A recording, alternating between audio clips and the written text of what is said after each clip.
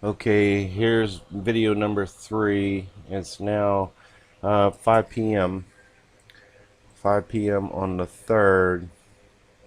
You can see right here, March 3rd. It's a couple minutes after 5 New York time. And I am now up to $16,760. So um, I'm up almost another $200, about 170 or 100, yeah, about $171, something like that. Anyways, so I'm up another $200. So something took profit here. Um, Now, as I look at these, and I want to mention this, I try not to let my margin level get down below 300, because if it gets down to 200, they'll take the highest loss that you've got going at that time. So I try to keep it above 300, 250 to minimum, but I try to keep it my margin level above 300. That gives me plenty of time to wait some of these things out. I'm not, see, I'm in profit $304 there. Now, this Australian dollar USD is still fluttering around. It looks like it's maybe on kind of a gradual uptick. So I'm going to watch this one kind of closely. Now, here, I just got an alert. Okay, sell Euro GBP and sell USD Canadian. Okay, now here's what I'm talking about, these alerts. Okay, I um, I've got orders out on both of those, Euro and GBT. So this is why I kind of watch the alerts a little bit. Like I said, you'll probably want to watch this thing a little more than I do. Since my computer internet connection is not all that great. Okay, yeah, this took profit yesterday, or that's where I made some of that money. So it was indicating for me to, and this is a strong down. So even though this will probably kill my margin level a little bit, but I'm going to sell this, and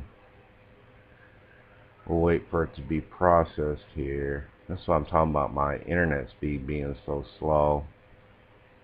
I'm going to try to make these videos as short as possible. Okay, there we go.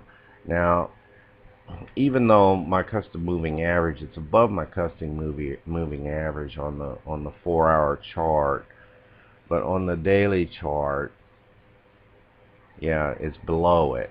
See, so I kind of watch that. You can see the custom moving average, and like I said, this is the B&B stop alert thing.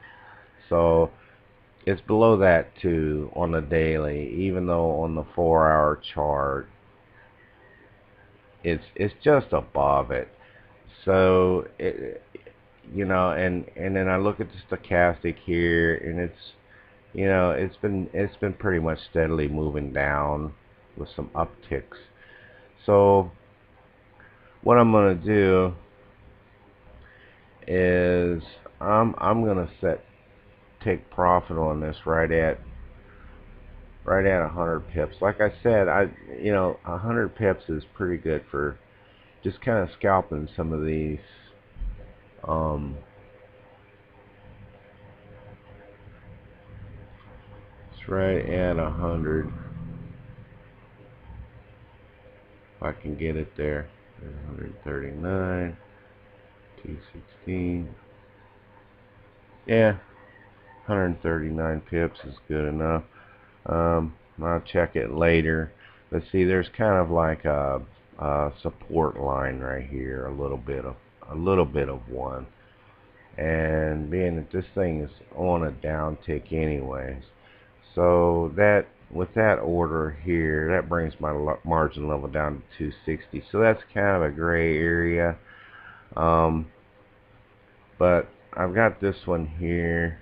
It's 290 in profit. So that's the USD chief. I got it on the daily. Um, I mean, can you imagine catching one of these things and riding it? I mean, oh my God, this thing here, it went down.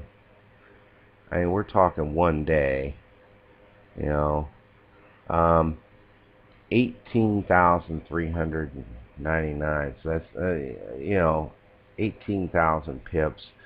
If a person had gotten in on that, that would have been 18,000 bucks. So, anyways, I try to take profit and stuff on these. So I don't like I don't use the stop loss unless I'm really kind of not sure. But if I'm not sure it's gonna go up or down, I don't even mess with it.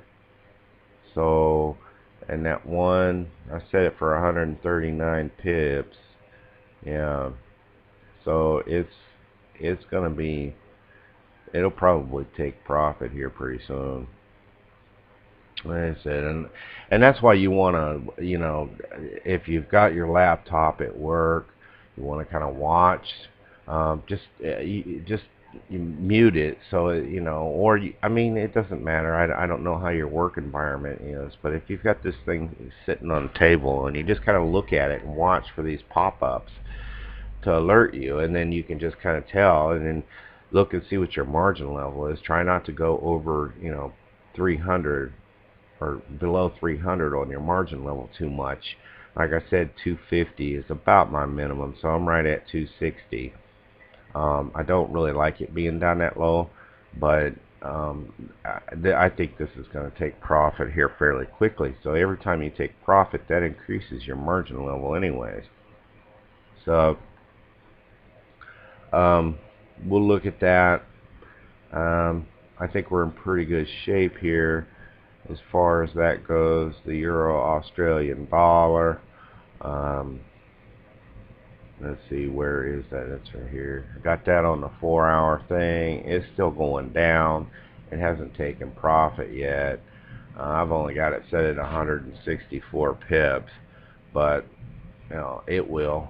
It'll take profit. It's just a matter of time. You kind of gotta watch these swaps, especially on this broker, anyways, because it's not really all that bad, but it just kind of adds to whatever it is you've lost if you lose.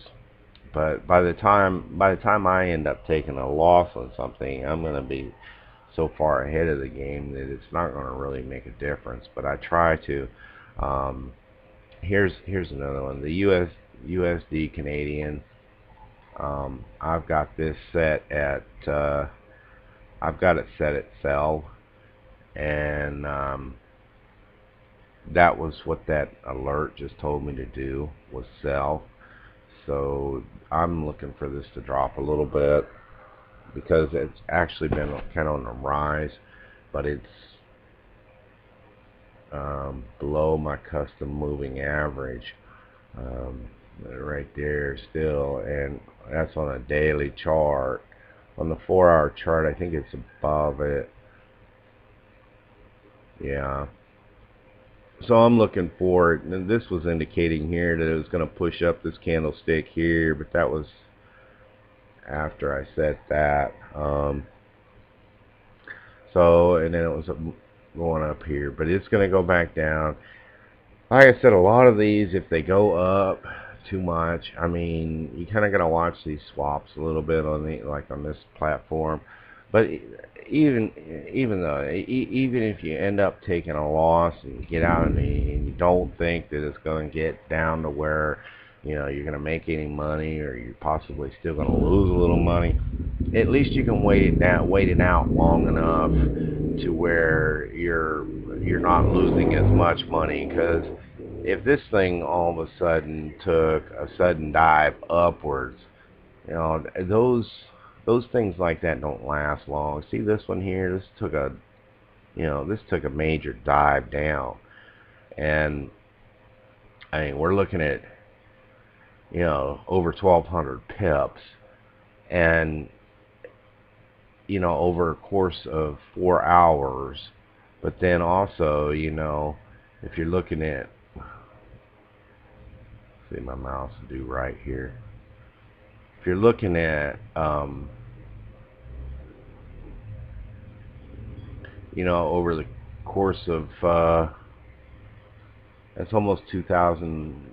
Yeah, that's 2,000 pips, 2,004 pips over the course of 4, 8, 12, 16, and 20 hours. So over the course of about 24 hours, this thing did 2,000 pips right there. And if you catch one of them waves, and then so if it takes a sudden drop, usually it's going to go up at least about halfway up. So if you'd been on the wrong side of that bet, just waiting it out, you would have got, you would have been $2,000 in the hole if you'd have been on the other side of that. But the good part is most of the time it'll go back up. See, it went back up 1,300 pips. So instead of losing just waiting it out, instead of losing 2,000 pips, you would have lost, you'd have narrowed it down to about 700.